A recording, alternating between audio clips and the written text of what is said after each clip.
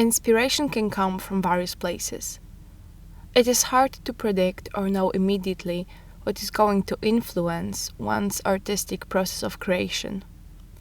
In my essay, I will introduce international variety of animated works which have had influence over my specialist project, with emphasis on the golden age of Polish animation, period from early 1960s until early 1990s.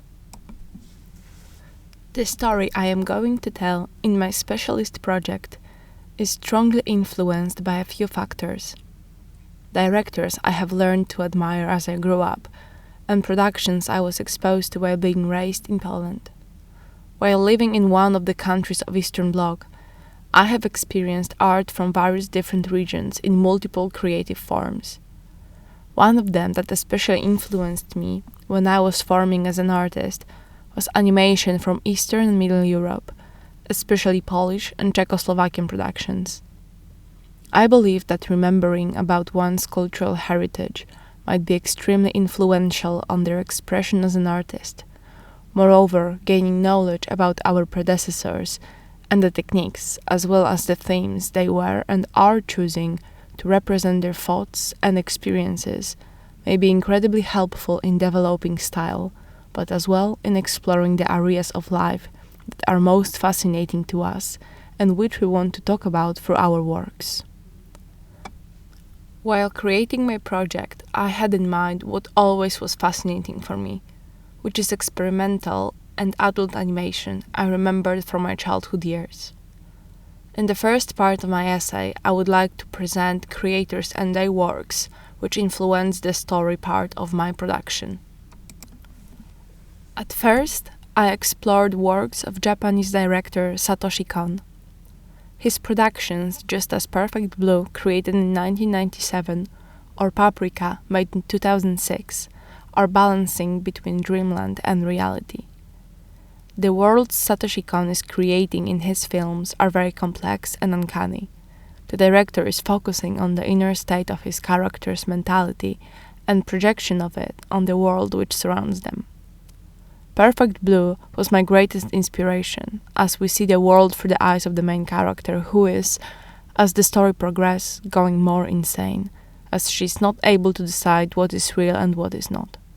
The exploration of one's mind and mirroring it in the surroundings inspired the story I have created, which evolves around main character, Francis, exploring his own self in a land that may or may not be true, but for sure is filled with weirdness, just as other film of Kon's, Paprika. In Paprika, the dreams are becoming true. They got into our world and caused chaos. I wanted to include in my work the freedom of the dream fantasies and create a space full of wonders and craziness. It's showtime!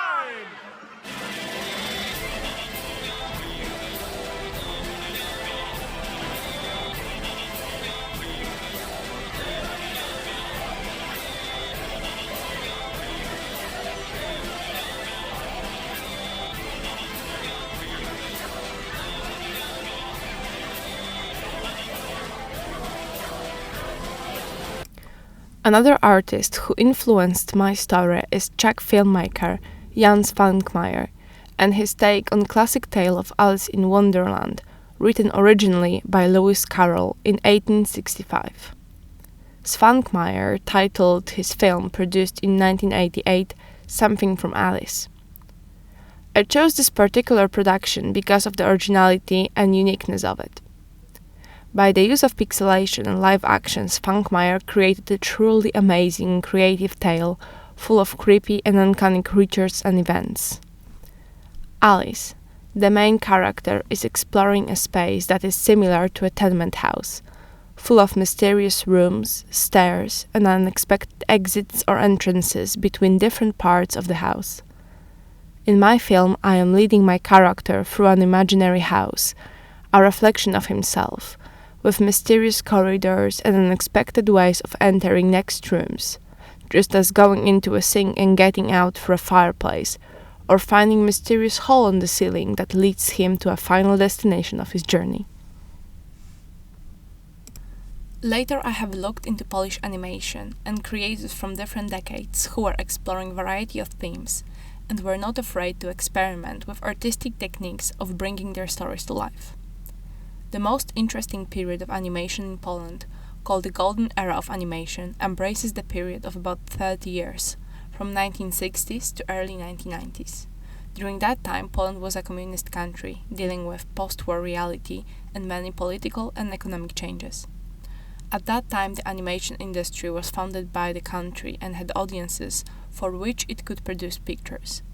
From that time, we can find enormous amount of animation directed to adults, as well as aimed at younger audiences.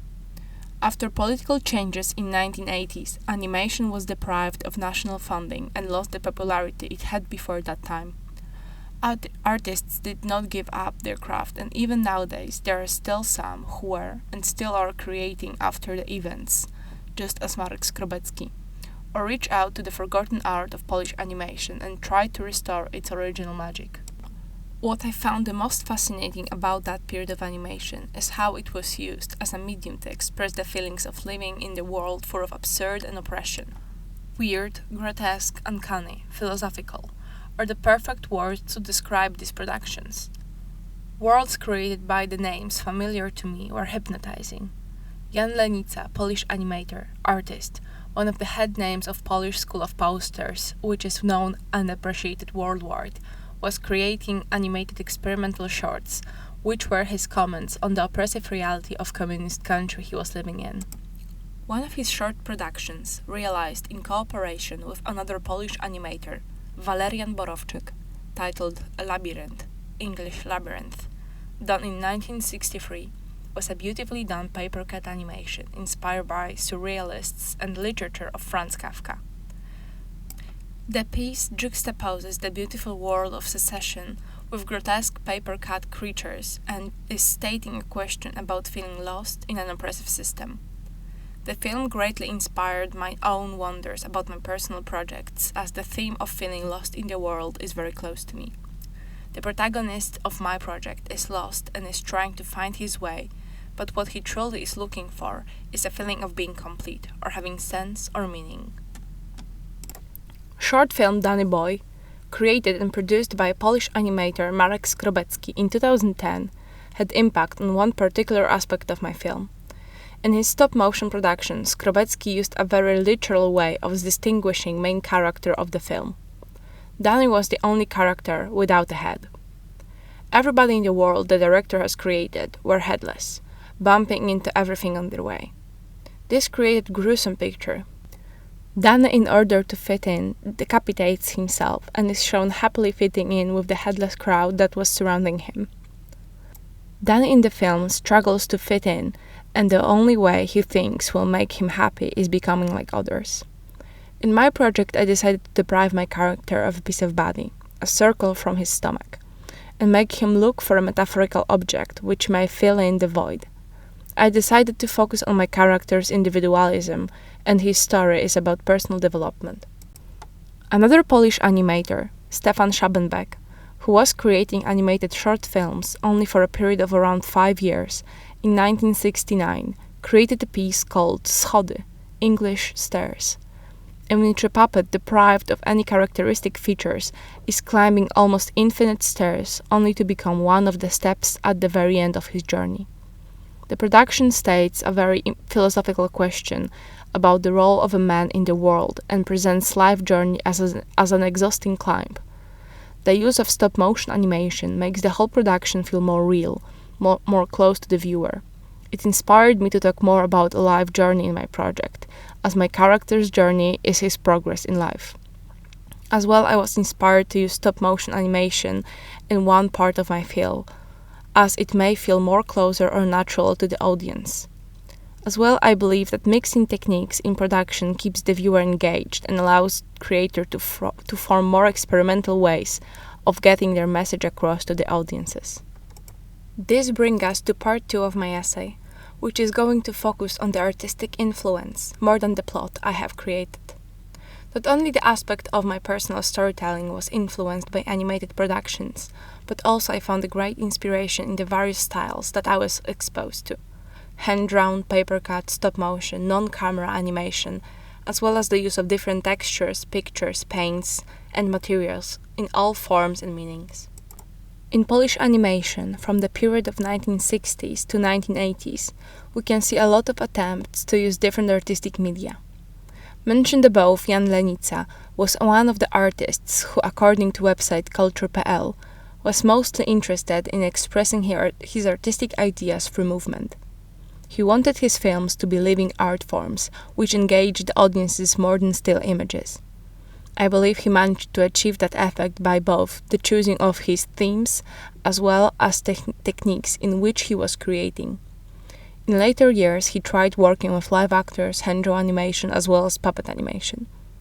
The infinite search for the means of voicing out one's creativity is what inspires me in the Polish art of animation that is coming from the 20th century.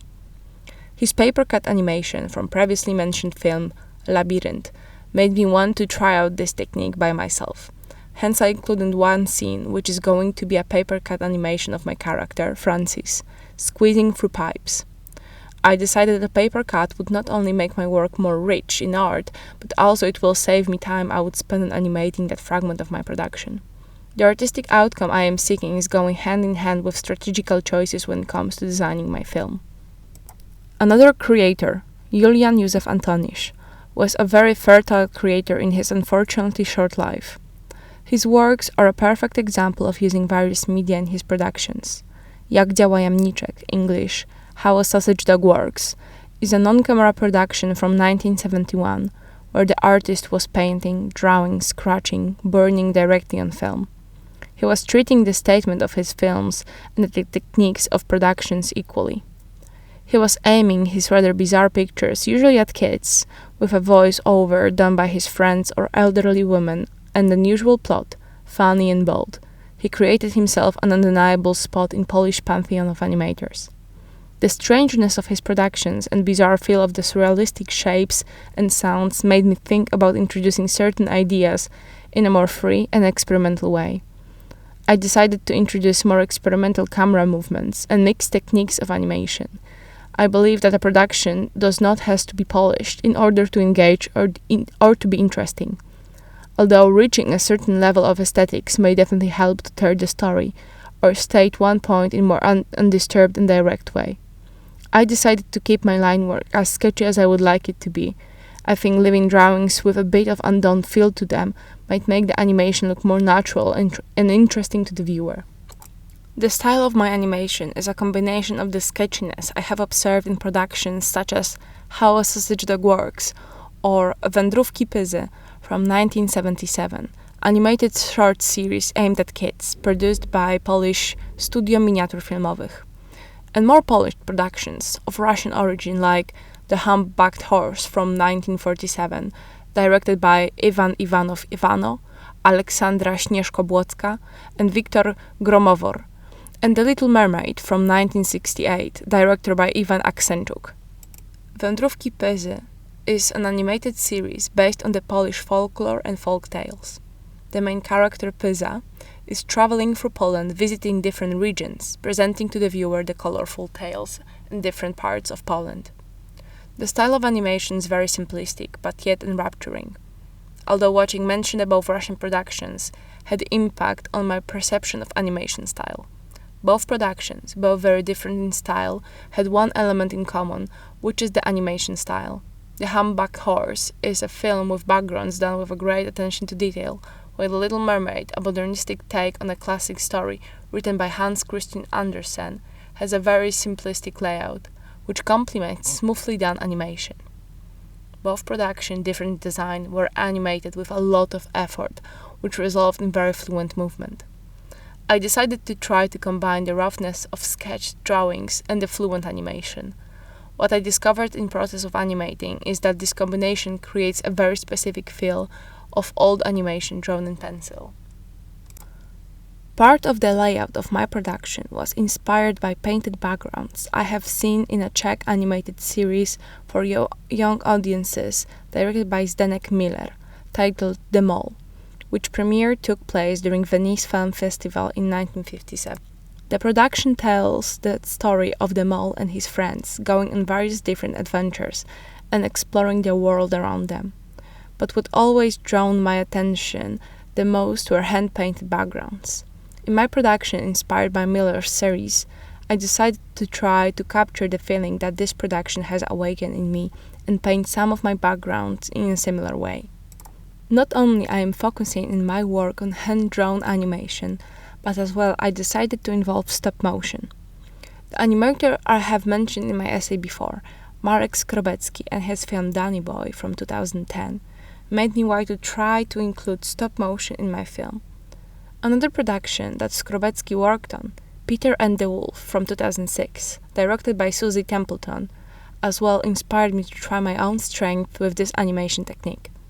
The feeling that stop motion is creating is very unique for productions where creators decided on the use of it. In Templeton's production, characters have no voice, but each has a specific instrument assigned to them to express their personalities.